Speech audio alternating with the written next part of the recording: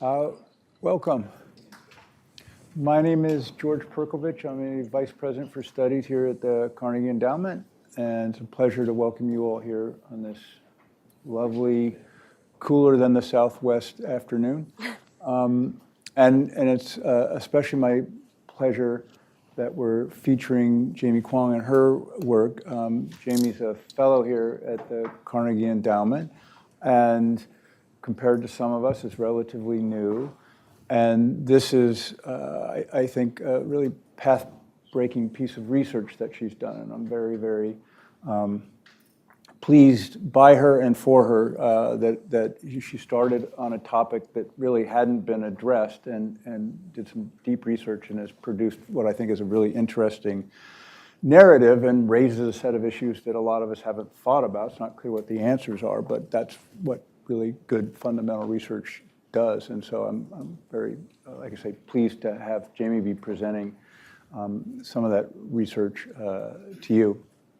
And then doubly pleased to meet Tom Ellison, who's the Deputy Director for the Center for Climate and Security. He looks at climate and security challenges, as you would expect, in a more comprehensive way, in a sense, not just focused on nuclear deterrence. And we thought that would be a useful thing to kind of contextualize, where the specific issue that Jamie is working on fits into kind of the broader panoply of challenges that arise in the climate and security nexus. So, Tom, do you want to set, kind of get us going in terms of, how you feel? A question I have would be, of the security challenges posed by climate change, how do you sense that the U.S. government has prioritized them or kind of ranked them? And then what do you think about that general ranking? Sure, yeah, so first of all, thank you so much for having me. I'm really excited to be here and to talk about this work of yours and Jamie's. So I can offer some kind of contextual comments on climate and security, and then where we are and what more remains to be done, which is quite a lot. The first obvious point that I think anyone paying attention to this topic would acknowledge is that with regards to climate change and emissions reductions, we're nowhere near where we need to be, right? So, we're already,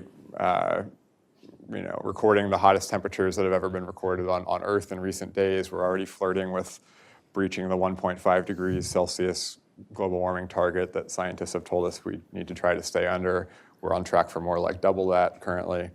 And so the broader context, or the most broad context, is that from a sort of risk management and security policy-making perspective, even in the best case scenario, even if we did everything we need to do and stayed under 1.5 degrees Celsius, climate change is going to be with us and getting worse for the next 2 decades, right? And that's in the best case scenario, before emissions peak and come down.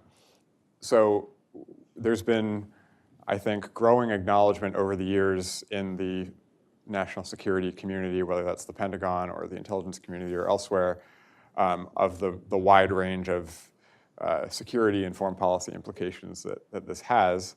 And I tend to think about those implications in a few buckets, right? You think about the most direct impacts of climate change itself, the indirect second and third order impacts that has, including the bucket of what are the implications of our climate policies and our responses to climate change, because that can also be disruptive in its own way. So you think about going from the most direct physical effects of climate change that impact human security and well-being, whether that's extreme heat, sea level rise, food and water insecurity, how those changes that are really unprecedented in sort of the human and political niches we've developed ripple through all these interdependent human and natural systems to cause things like migration or resource conflict between communities, or strain energy systems or transportation systems, supply chains.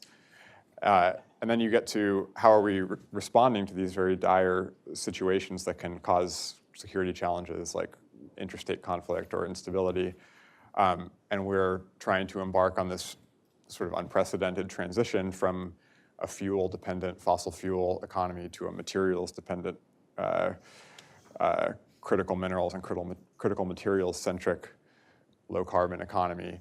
And that in itself has huge security challenges and implications, whether that's a volatile energy transition that brings price spikes, or what happens to countries that are dependent on fossil fuel revenues for their budgets and their social contracts. How do we expand the critical minerals mining that will be required to some degree without while minimizing the negative social and potential security consequences of that.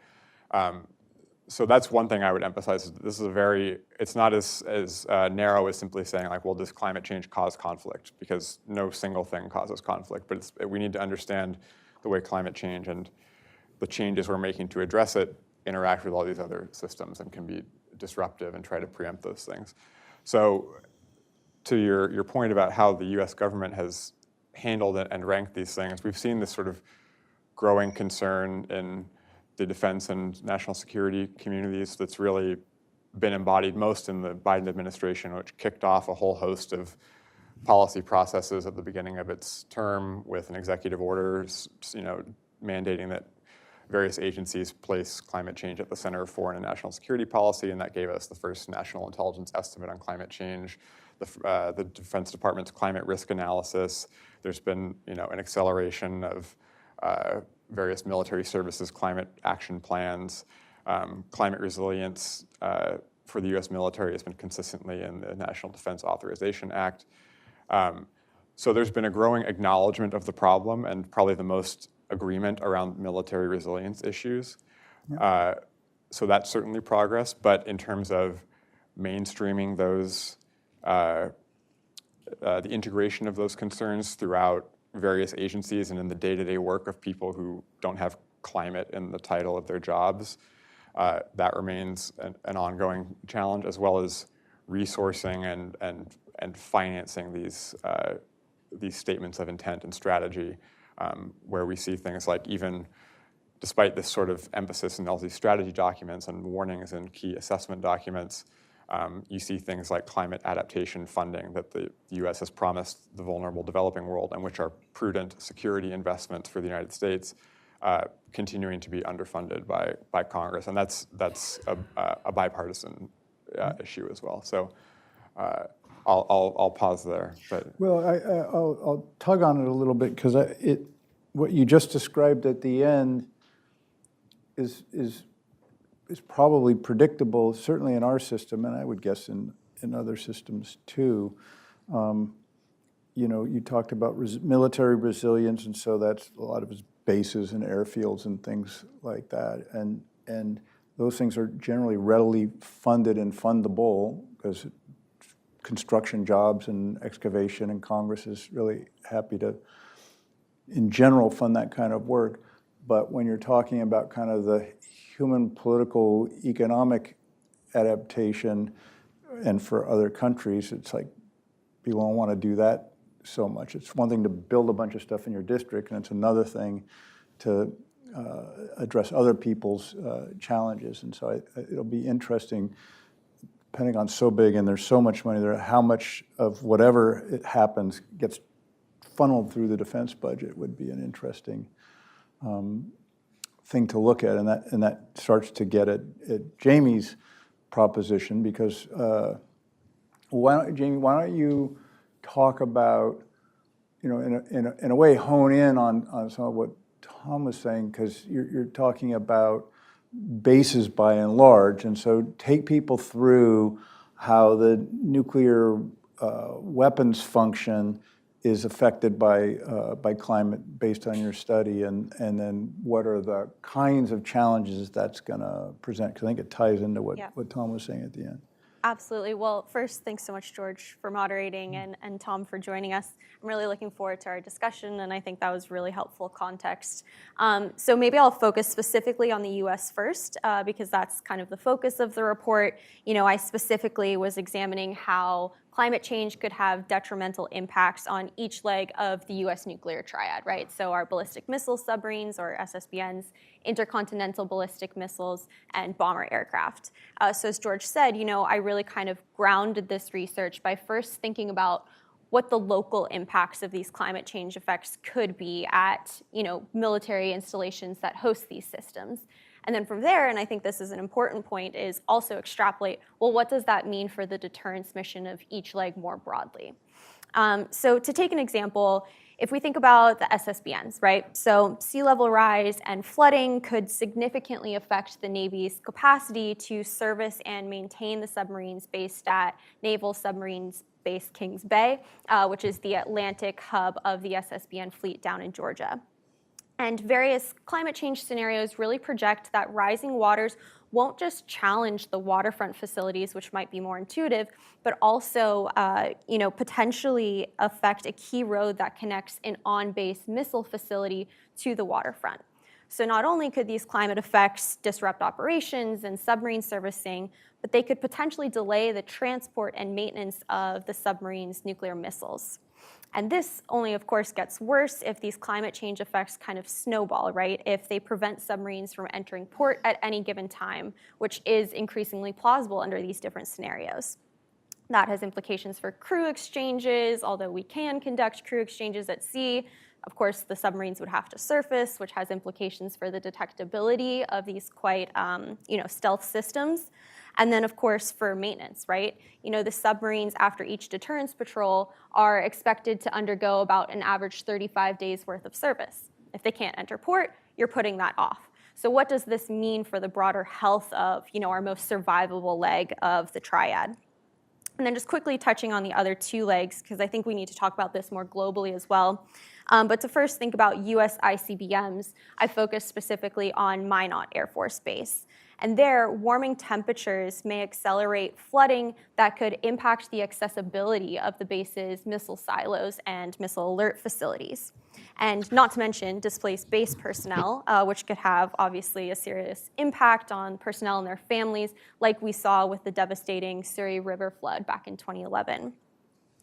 And this inaccessibility issue, of course, has implications for maintenance and crewing of these alert facilities, but they could also have potential cascading effects for the larger ICBM leg of the triad if it causes delays in critical or time-sensitive maintenance that could potentially reduce the reliability of some of these missiles, right? If you have delays in limited life components, which are parts of the nuclear warhead that have a shorter operating life than the warhead itself, for example. A flag there, though, is, importantly, this is unlikely to impact all missile silos at the same time, right? We have 400 missiles spread across 5 states. But because climate change could impact the reliability of some missiles, we need to be paying attention to this. We need to potentially be reassessing the US capacity to maintain its missile force based on this current planning. And then finally, in terms of the bombers, I looked at the stealth bombers based at Whiteman Air Force Base down in Missouri. And their projected increases in extreme heat conditions and flash flooding really pose challenges to the aircraft. So they could affect times in which the aircraft can freely take off from or land at the base. And the heat impact as well obviously has personnel implications, right? The Air Force has limits for how much activity can be conducted outside when we're in 90-degree Fahrenheit, 100-degree Fahrenheit weather, which again seems increasingly likely in the region. And just to flag as well, this was actually the hardest case in terms of climate change projections, which gets at to some points that we need to be thinking quite broadly about this. We can't standardize across our installations and our climate modeling. There has to be some specificity that then is scaled up. And again, this mere possibility that climate change could potentially undermine the readiness of the bomber fleet merits significant attention. But just to shift away from the US a little bit as well, obviously this isn't isolated to the US. And arguably there are some nuclear-armed states that might even be facing more pressing concerns. States like North Korea and Pakistan that have already experienced some of the devastating and quite acute impacts of climate hazards. So back in 2020, for example, a flood in North Korea threatened the Yongbyon Nuclear Scientific Research Center, which is a nuclear weapons-related development and production facility. And luckily at the time, key reactors were turned off. But had they not been, the flood really damaged a dam that provides a constant source of cooling for the reactors. So we could have seen, something quite disastrous and may in the future. In terms of Pakistan, the record-breaking floods from last year in 2022 luckily spared key nuclear energy facilities, but some regions where open source experts expect nuclear weapons-related facilities to be located, those regions were quite impacted by these floods. And then you have, wildfires have historically threatened Russian ICBMs, and these wildfires are only likely to get worse with more extreme heat. The UK relies only on SSBNs. They just have that single delivery platform based out of a single coastal base, so they may be particularly vulnerable to sea level rise. And then India, with its coastal nuclear facilities, are projected to face more intense cyclones. So this isn't isolated to the US and certainly will have broader implications that I think could affect global nuclear dynamics. And maybe I'll pause there, but we can jump into that a bit more. Well, as I'm listening to you, and it's a little bit like some thoughts about what Tom was saying, but I want you to elaborate a little bit more. Like for the U.S., the problems that you described for the U.S.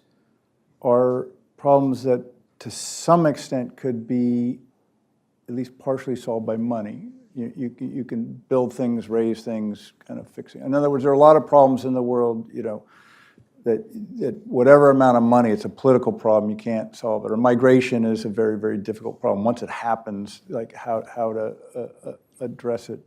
But some of these, you're just going to have to write a check probably, or the government's going to have to decide, yeah, we want to keep this stuff, so we're just going to have to pay to make the facilities work.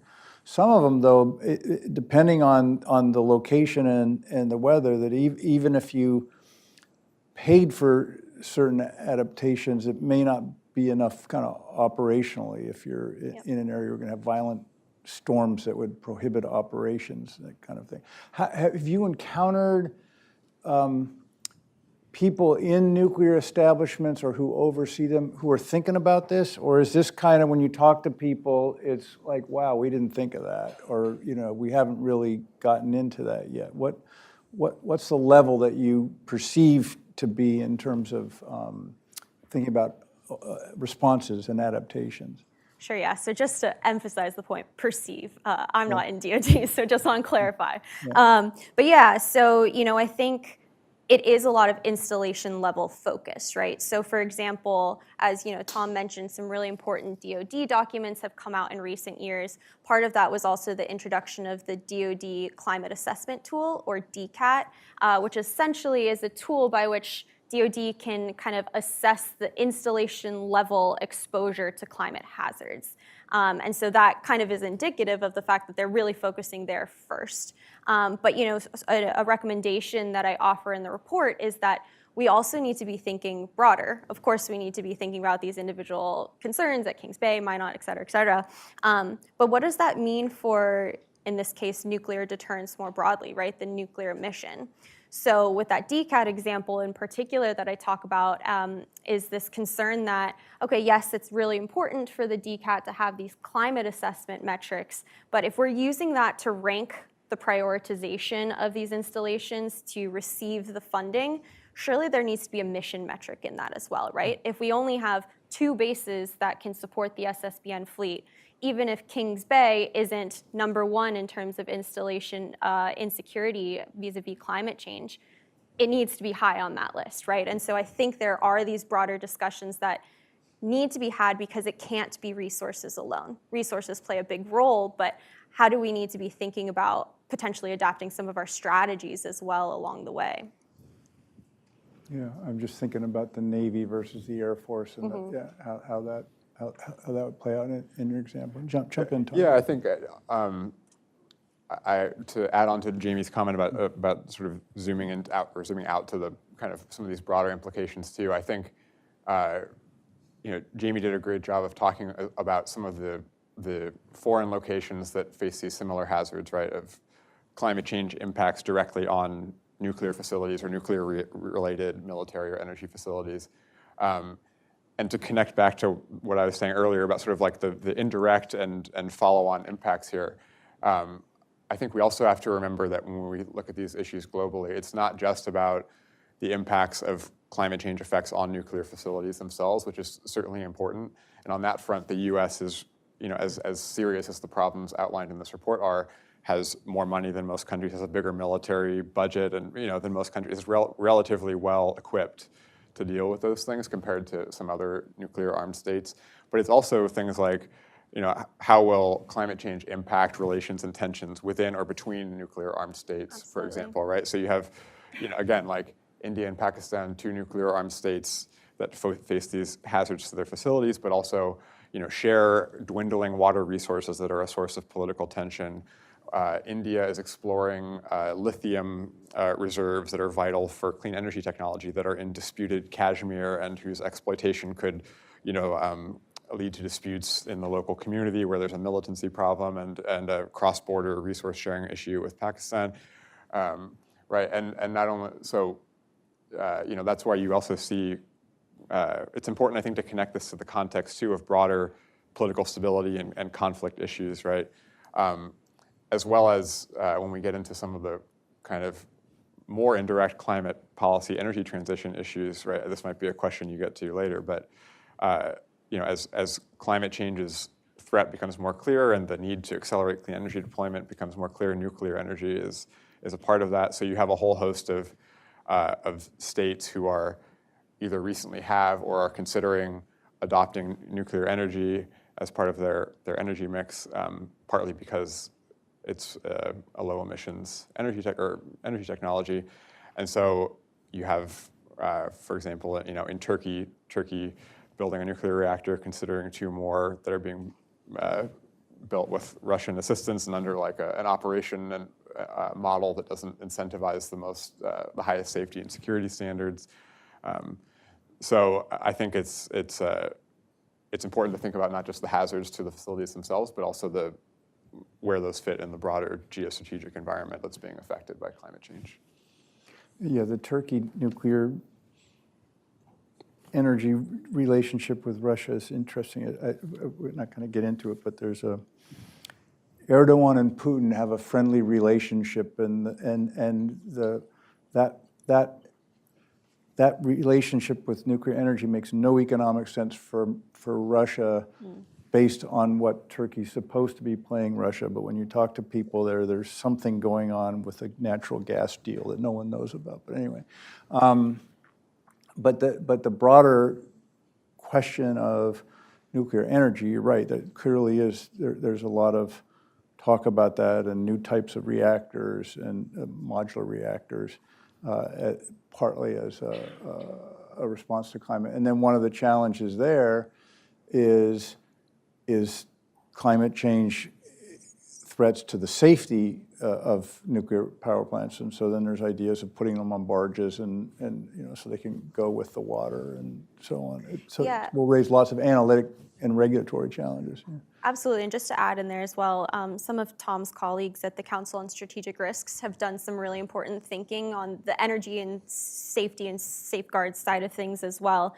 And so something that they raise, and I would highly recommend folks to look at their reports and things, is some of the non-proliferation standards that we've implemented, and this gets to concerns about US, Russia, whoever is the provider, but these safeguards that we're putting in place to ensure that these materials aren't diverted towards weapons programs, can we adapt them some way to ensure greater climate resilience, right? How can we rethink some of these tools to have a dual purpose, if you will, either in the climate space or in the nuclear space, so that they can consider this important intersection? I mean, this is this is raising a different set of questions for both of you, but it just occurred to me, Jamie, your work hadn't been done, as far as I know anyway. People hadn't really dived into this question about climate challenges to nuclear deterrence. And Tom, a lot of what you're talking about, you and your colleagues are kind of on the forefront of thinking about and trying to identify security implications of climate. And so I'm thinking, especially, looking around the room, there are a lot of, well, everybody's younger than I am, but there are a lot of younger people. And I'm thinking, like, there's a whole kind of set of topics here where we need research and analysis, and it's not clear that governments have gotten their heads around this yet. It's relatively, it's not new at some level, but in terms of governments actually kind of taking these things on, it seems kind of new. So, when you both look at it from the standpoint of the thinking that needs to be done to help governments and where they're relevant citizens figure out how we should respond, is there demand for a lot more, or actually, no, there's plenty of analysis, people know what to do, it's just a question of implementing it in political will? Where do you think we are on the spectrum there?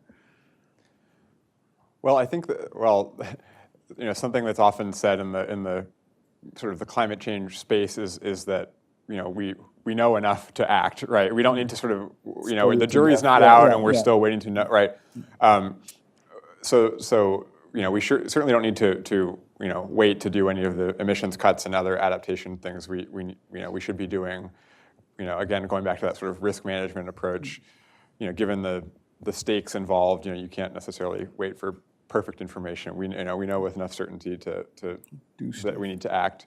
But on the flip side, there's definitely a need for more, from a sort of analytic and research point of view, and also from sort of a workforce and community of practice development point of view. There's a need for more thinking in this space and more, more people who are looking across these different topical silos, I think, right?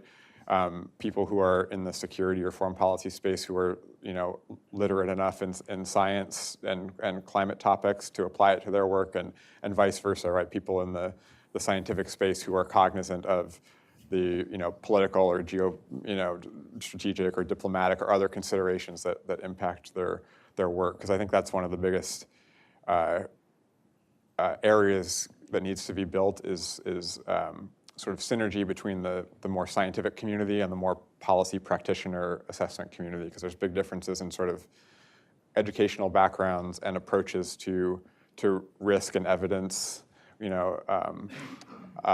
timelines, right? How quickly decisions have to be made in the policy world versus how fast scientific assessments happen, and even just kind of more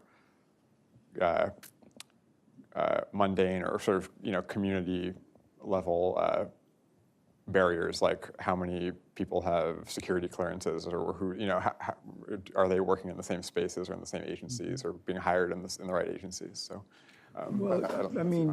Jamie, you were just on the Hill. You were saying earlier, talking to staff about your report and everything, and it occurs to me that a number of the steps that you're recommending and that Tom talked about too, to the extent that they will involve spending money in construction stuff, that has to be approved by Congress, and at least in this country. And so what sense and do other people here have about kind of among congressional staff and maybe even some members, like how much awareness is there of these kinds of issues and thinking about it, or how kind of new is it to them to go to what you were saying, Tom, about what kind of expertise needs to be brought to bear and how to coordinate and everything? Where do you think we are? Because they're going to have to appropriate and authorize money to do any of this stuff.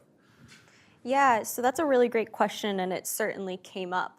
So again, I'm thinking quite specifically about climate change and nuclear weapons, which is already a specific version of climate and security, right?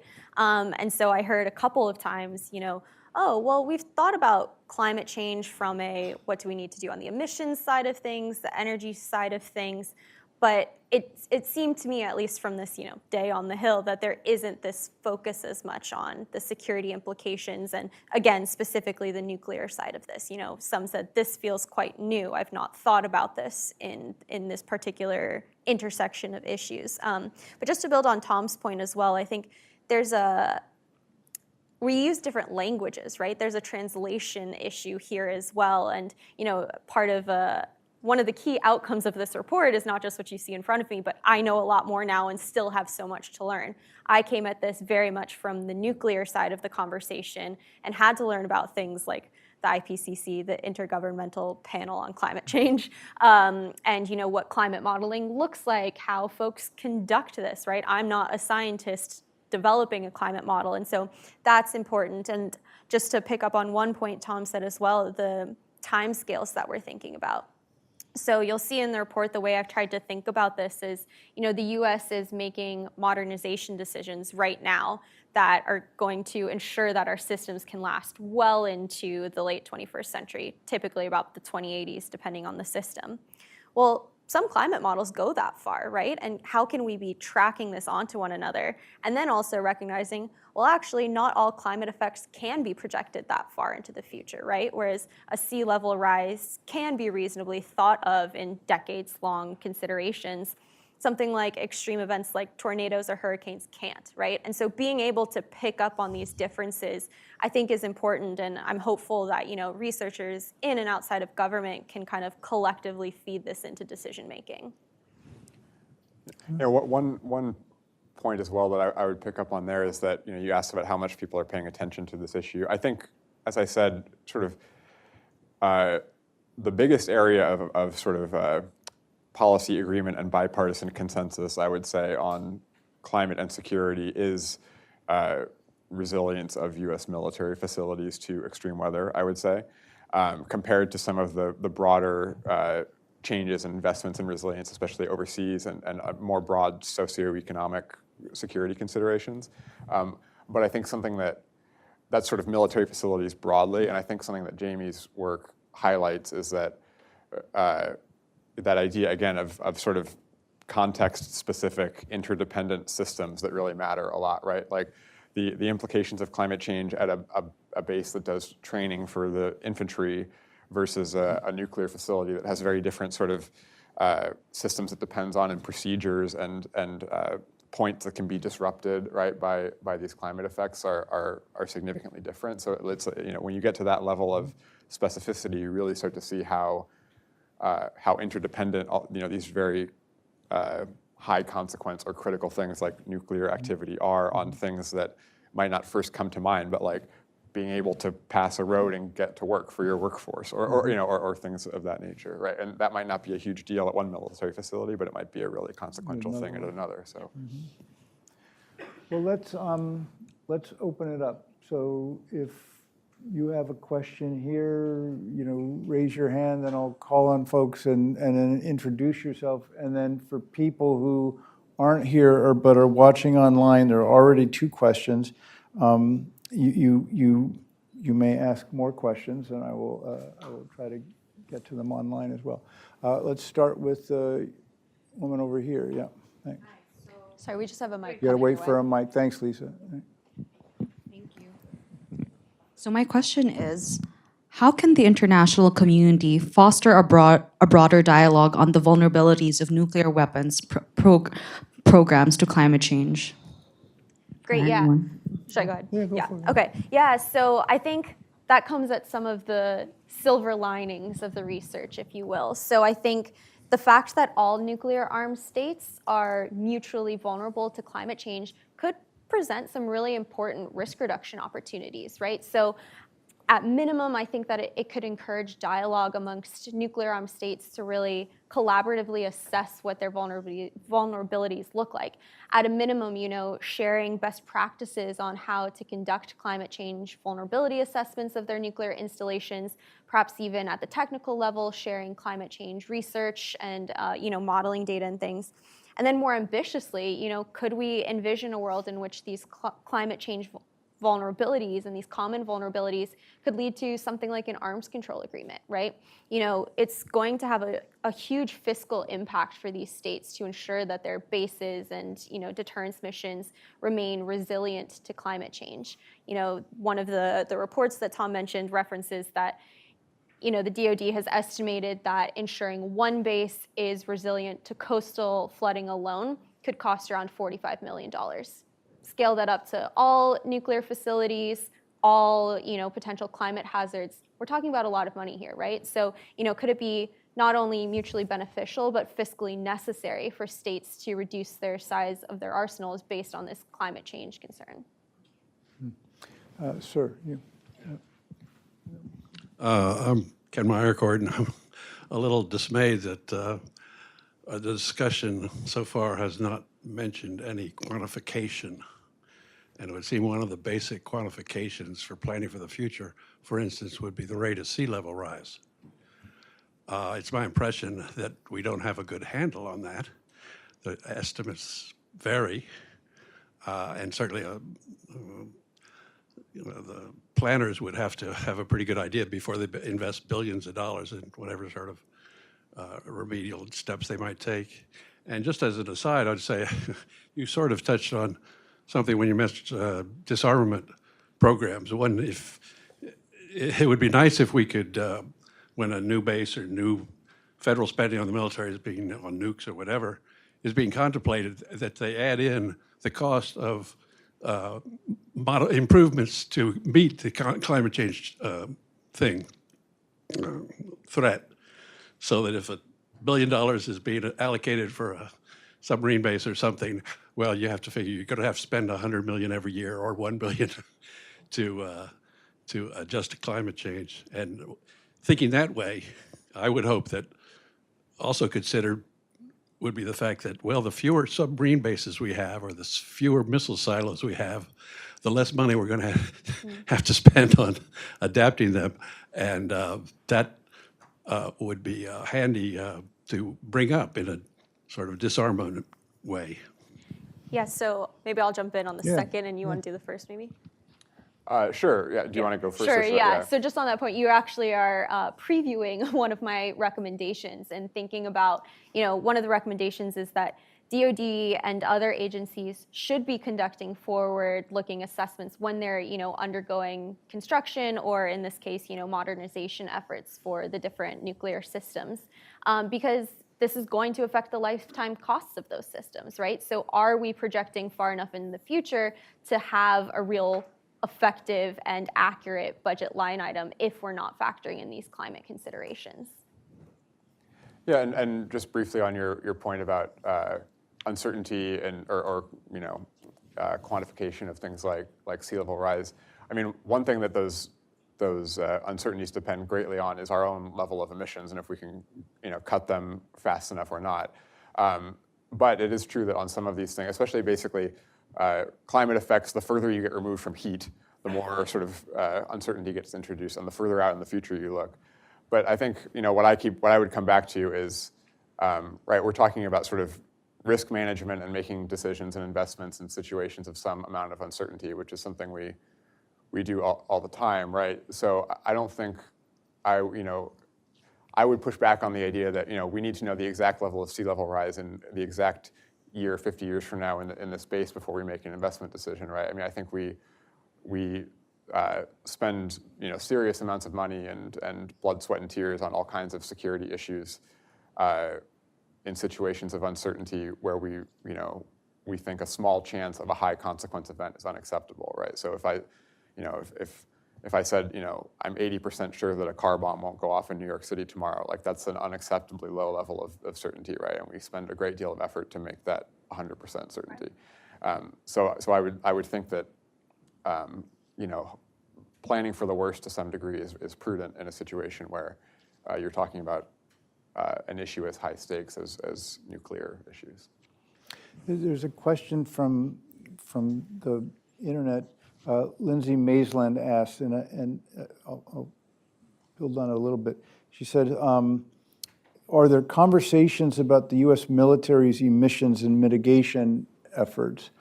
And you made an allusion to it, Tom, but I think for a long time, the Pentagon's actually thought quite a bit about climate change and including its own consumption and burning of fossil fuels and so on.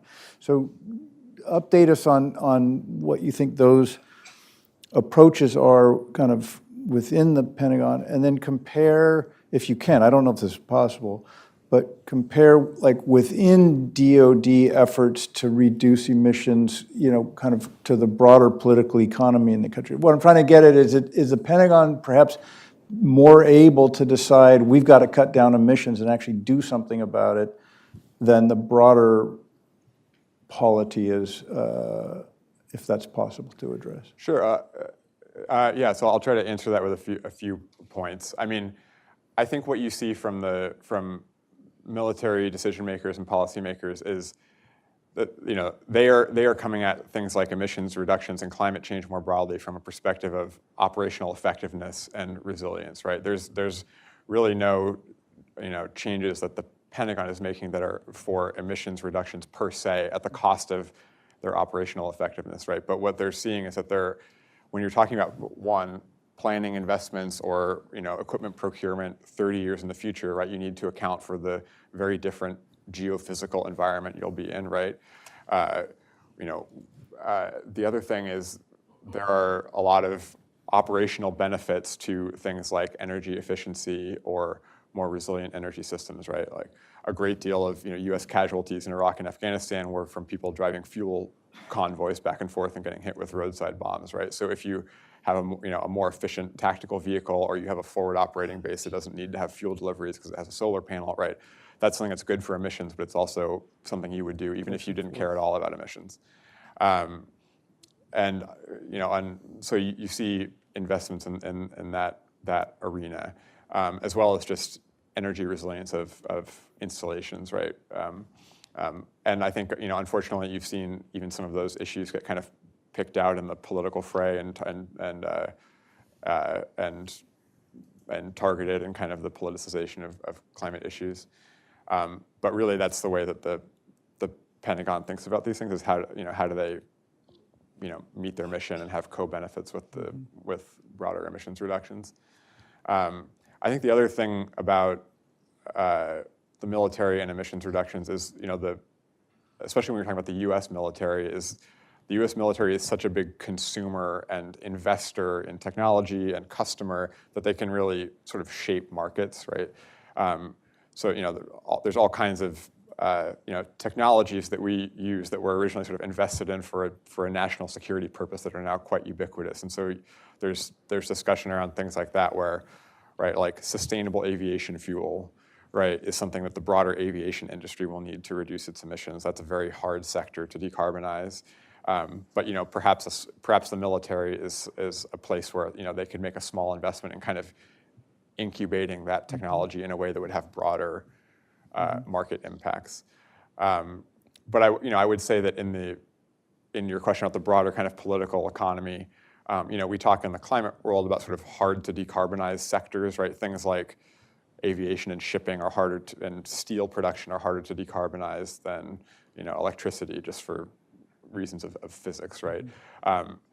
And certain military activities are harder or not as hard to decarbonize, right? A lot of military emissions come from relatively civilian type activities, just buying electricity or things like that. But flying a jet fighter is something that's a lot harder to decarbonize.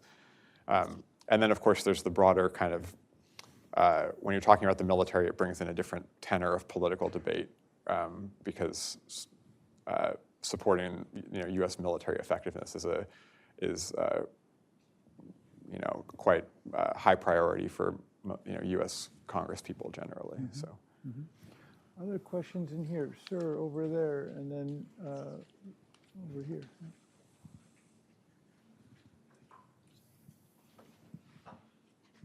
So hi, my name is Jupiter. Thank you so much for doing this panel. I'm the summer intern at ACA. And Jamie, in your report, you mentioned how like impassability in Kings Bay might affect British, resupplying of their Tridents. But traditionally in sort of arms control and risk reduction, delinking has been helpful for US-Russia strategic dialogue, for example. Do you see a future in which perhaps the direct impact of climate on various countries' nuclear deterrent might impact, whether or not delinking is a good idea? Should we link climate and nuclear for arms reduction and arms control talks? That's a great question, and I think gets at a lot of the complexities of arms control that you and your colleague Shannon think about every day, right? And I wouldn't call myself an arms control expert either here. I think it's important to think about kind of the multidimensionality of this, right? As I said, there's potential opportunities here because of the climate change side of these concerns and these vulnerabilities to potentially get to another arms control agreement. And I guess, you have to weigh the factors of, is that something we want to lean on so that we can help reduce sizes of arsenals? Is that possible? What are the other factors we have to consider, the context point that Tom brought up as well. So I think there's, multiple considerations to have here, but certainly I think considering this intersectional point of climate change impacts on nuclear weapons, I think is an important point to ensure, that we're thinking about these vulnerabilities and what that means in terms of exacerbating existing nuclear risks, right? So if we think about how, escalation risks, it's broadly recognized that force vulnerability exacerbates escalation risks. Climate change is going to increase the vulnerability of these forces, right? So I think it necessarily is part of the conversation. Whether or not you actually use that as the key impetus to get to these agreements are some broader questions that folks at ACA are doing lots of good thinking on. There's a lady right here, Lisa. Yeah. So you talk a lot about managing Hold on. risk. Introduce yourself, please. Sorry. That's all right. My name's Nydia. I am the junior fellow for the South Asia program here at the Carnegie Endowment. So you talk about the risks that natural disasters pose on these types of nuclear arsenals and the deterrence. I was thinking a little bit more about humanitarian assistance and disaster relief in planning for responses to nuclear disasters. Ideally, we don't have any, but when we think about that, do you see that people are anticipating how climate change will impact our ability to respond to these risks or what those risks look like? And relatedly, are people accounting for the climate-based nuclear risks and how that will impact our ability to respond to these disasters? Sorry. Environmental. Can you just rephrase the second question? Sure. So thinking about coastal regions that are vulnerable to natural disasters, are we in planning to respond to natural disasters accounting for the ways that nuclear disasters will now be related and impact our ability to respond to human needs? For example, Right. will we have to divert resources that we would provide to people in natural disasters now towards nuclear risks? Let me add a question that came from the internet. So you were talking about, as I was understanding more, probably nuclear power installations on coastal areas, and if they're endangered and you have to come to their assistance. There was a kind of, the analog question was about the safety of nuclear weapons systems. Are they affected potentially by whether flooding, heat, things like that? How susceptible are they to environmental effects that change their behavior? So one's civilian, one's military. I could maybe start with the broader question about humanitarian assistance and disaster relief. So that's almost like a perfect question you set me up for. But yeah, so that's a huge issue, right? That militaries worldwide are, sort of whether they like it or not, in many cases, the first responders by default to these natural disasters that we're going to have are already having, more and more of with climate change, whether it's flooding or extreme heat or cyclones and hurricanes. So this is something that in the U.S. context is part of the Pentagon's has to think about its long-term planning, right? Again, getting back to that time frames, right?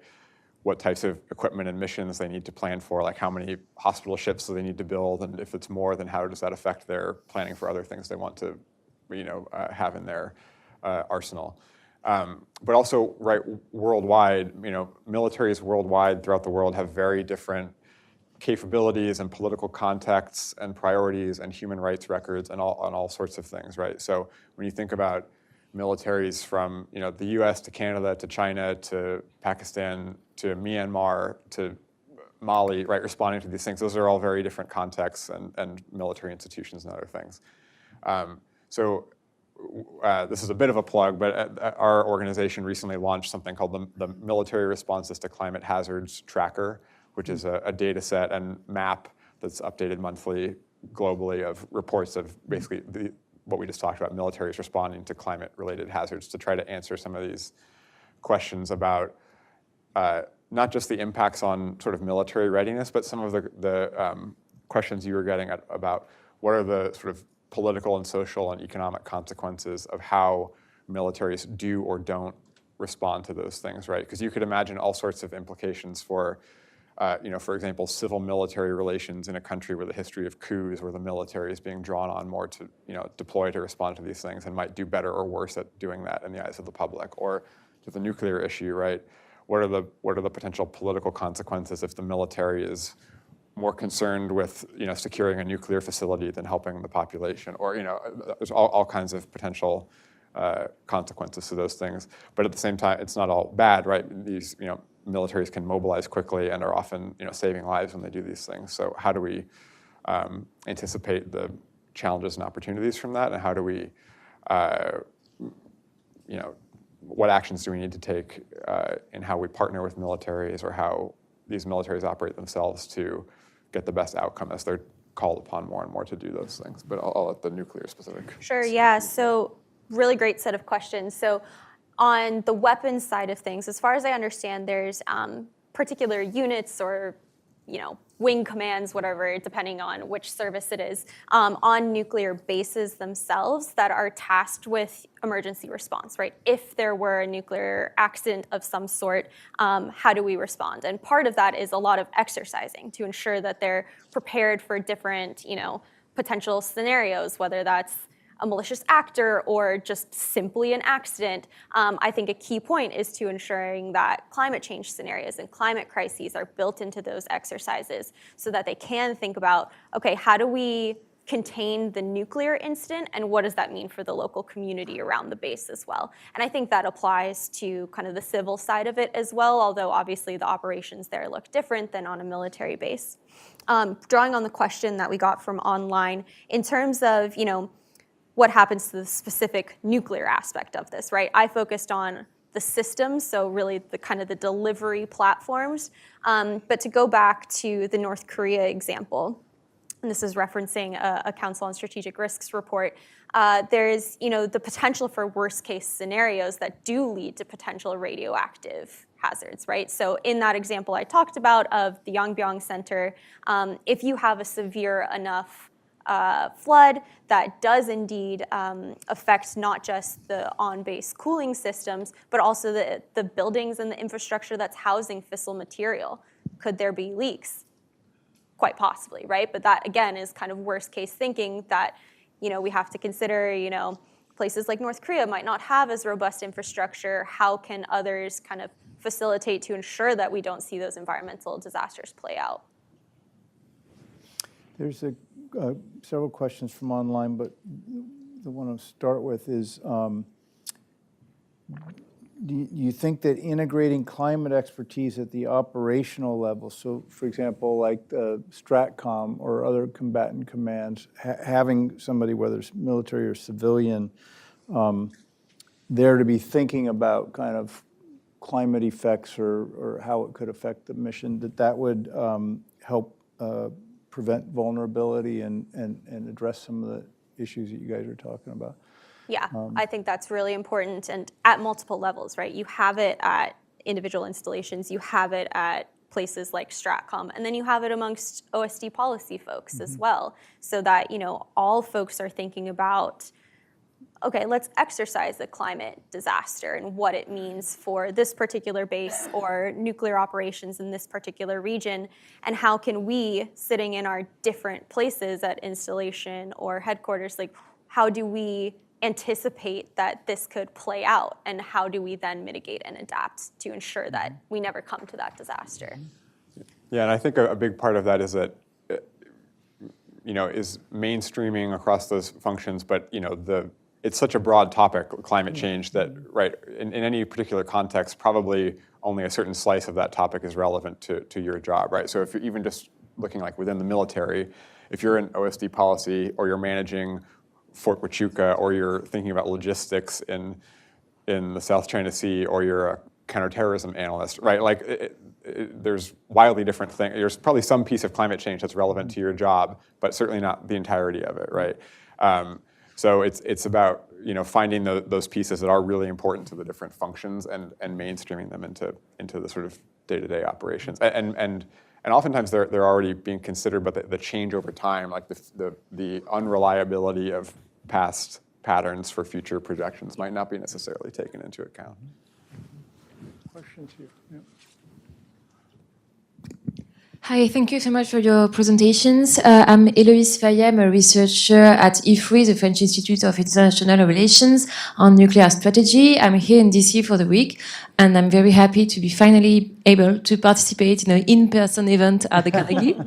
I have two rather technical questions. You briefly touched upon critical materials such as lithium being maybe affected by climate change.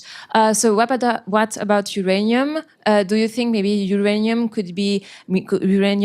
mining and processing for nuclear weapons could be affected by climate change, and what could be the consequences for countries that don't recycle or are not independent in their uranium processing? And a second question about SSBN. You mostly talked about the flooding of bases and also the consequences of having to surface more frequently. But what about the underwater like circulation? Do you think maybe climate change and warming of the seas could have consequences of, I don't know, underwater circulation? And so how could it affect the seaborne deterrence? Thank you.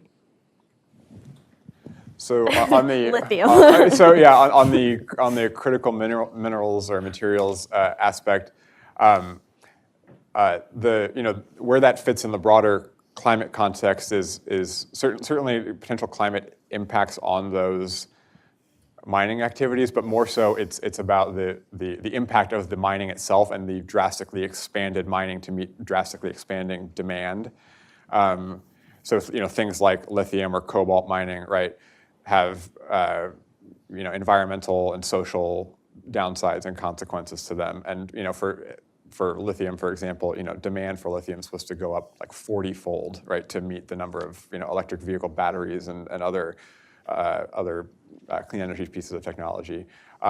For uranium, I'll admit I'm less of an expert on the process and sort of geographical distribution of uranium mining, but to the extent that nuclear energy, demand for nuclear energy and fuel and materials goes up as part of use in the energy transition, then its expansion elsewhere would be something to consider. I don't know if you have comments on that as well. Well, just to touch on that Yeah. a little bit without the expertise as well is, one of the key goals of this report was to think quite specifically about the nuclear systems in the US.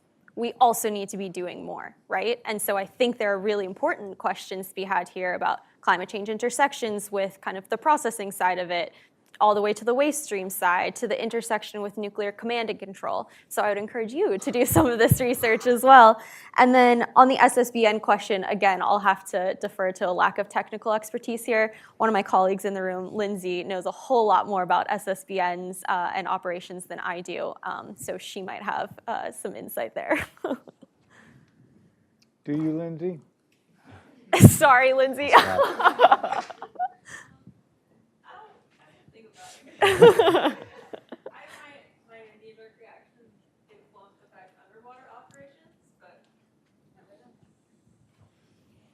Putting my colleagues on the spot. Yeah, that's fun. Other questions in here? Yes, these two here.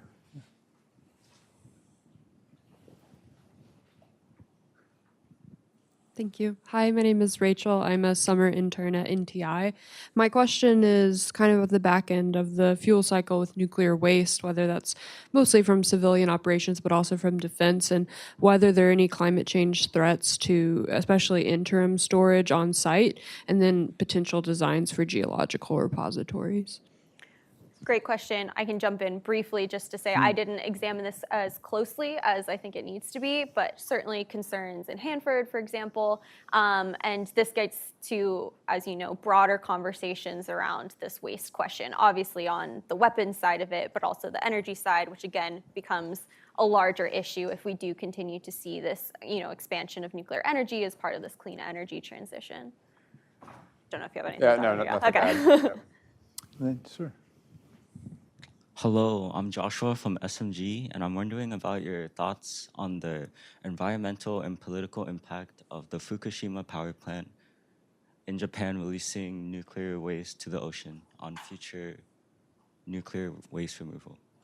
Yeah, so the Fukushima disaster was obviously a huge crisis for Japan, a terrible loss for the community around it, and there's lots of follow-on implications from it, right? I believe that the reactors are still down there. There's lots of questions currently being surfaced about how to release some of the wastewater that's been stored there. So I think that's another example of how these questions need to be asked as we're constructing more facilities, or as we have facilities that might face, things like tsunamis or cyclones, again, along the Indian coast. And hopefully there's, some lessons to be learned from Fukushima to prevent those types of disasters in the future. Yeah, I would just add a couple points. I mean, one, we were just talking about Turkey, right? Yeah. Turkey is in this process of pursuing nuclear plants with sitting on major fault lines, just had a major earthquake, right? So that underscores the potential risk there. And I mean, I think the other angle to disasters like Fukushima is that they very understandably affect public opinion about about this, and affect the sort of political environment in which nuclear energy discussions are being had. And I think